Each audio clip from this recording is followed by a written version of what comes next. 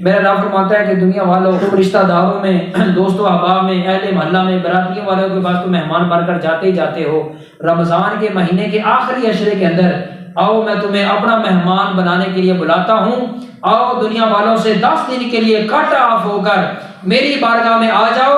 دنیا والوں سے تعلق توڑ دو، میں رب کے ساتھ تعلق جوڑ لو۔ فرمایا کہ اس ایک عشرے کے اندر اعتکاف کر کے معتکف بن جاؤ۔ فرمایا کہ دنیا والوں کے مہمان بن کر جاتے ہو تو دنیا والے کبھی مہمان کو رسوا کر کے نہیں لوٹاتے۔ فرمایا اگر دنیا والے مہمان کو رسوا کرنا اپنی حتک اور اپنی توہین سمجھتے ہیں تو میں تو حکم الحاکمین ہوں، میں تو ساری کائنات کا بادشاہ ہوں، جو میرے در اور میرے گھر میں 10 دن کا مہمان بن کر آئے گا، فرمایا دنیا والوں ذرا سوچو تو صحیح، اس کا دامن میں رحمتوں کے ساتھ کیسے لبریز کر دوں گا، رحمت کے ساتھ کس طرح اس کی خالی جھولی کو بھر کر میں لوٹاؤں گا۔ دنیا والوں کے بادشاہ کے در پہ چلے جاؤ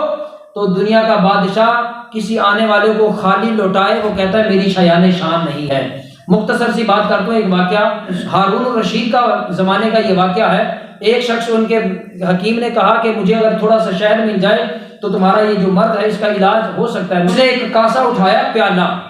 اور کبھی ادھر جاتا ہے ادھر جاتا ہے، اس کو کہیں سے شہد نہیں ملا، ضرورت اس کو صرف ایک پیالہ شہد کی تھی۔ چلتے چلتے بالآخر ہارون الرشید کے دربار پہ آ گیا، اور ہارون الرشید کے غلام وزیر مشیر کو آ کر مخاطب کر کے کہتا ہے کہ میں ایک مریض ہوں، فلاں مرض ہے، اس مرض کے علاج کے لیے طبیب نے کہا، حکیم نے کہا اگر تھوڑا سا شہد مل جائے تو تیرے علاج کے لیے نسخہ تیار ہو سکتا ہے، تجھے شفا مل جائے گی۔ اس نے کہا کہ بادشاہ سلامت تک تیری حاجت پہنچا دیتے ہیں۔ بادشاہ سلامت تک حاجت پہنچا دی۔ بادشاہ نے ہارون الرشید نے صرف یہ پوچھا بتاؤ تو صحیح، جو سائل بن کر آیا ہے طلب ہے کتنی ہے؟ انہوں نے کہا جی کہ اس کے ہاتھ میں پیالہ ہے، وہ پیالہ لے کر آیا ہے۔ ہارون الرشید نے کہا کہ ایسا کرو، ہم اپنی زبان میں اس کو کہتے ہیں کہ ٹین یا پیپے، کنستر بھی اس کو کہتے ہیں۔ فرمایا کہ اسے کہو کہ جتنے کنستر ٹین پہ جتنے اٹھا سکتا ہے وہ اٹھا کر لے جائے۔ اس نے کہا کہ حضرت بادشاہ سلامت، اس کی طرف تو ایک کاسا ہے، ایک پیالہ ہے، اس سے اس کا کام چل جائے گا، اتنا زیادہ دینے کی حاجت اور ضرورت کیا ہے؟ فرمایا تم سمجھتے نہیں ہو، ایک کاسا یا پیالہ وہ کسی عام سے سادہ سے ایک رعایا کے اندر ایک فقیر، گداگر، ایک مزدور کے بندے کے پاس بھی جاتا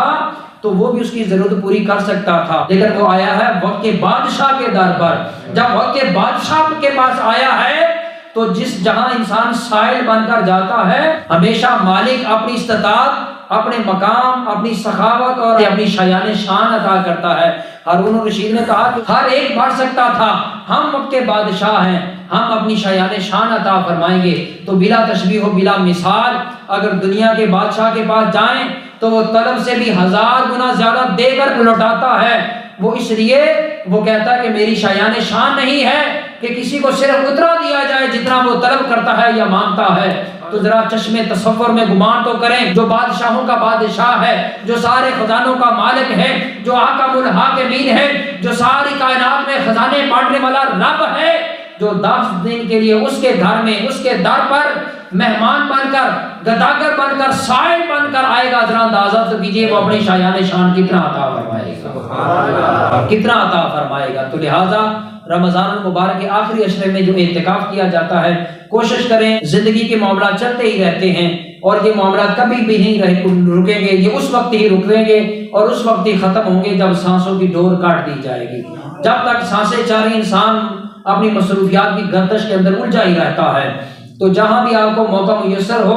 وہاں 10 دن کے لیے اعتکاف کرنے کی نیت کر لیں، ارادہ کر لیں، ابھی سے تیاری شروع کر دیں تو انشاءاللہ العزیز آپ کی سابقہ زندگی کا زاویہ بھی بدل جائے گا اور اگلی زندگی کا انشاءاللہ العزیز آپ کا سارے کا سارا جو زاویہ ہے وہ بھی نیکوکار لوگوں کے اندر شامل کیا جائے گا۔ اللہ کی حضور دعا ہے کہ مالک کائنات میری چند ایک معروضات کو اپنی بارگاہ عالیہ میں شرف قبولیت عطا فرمائے۔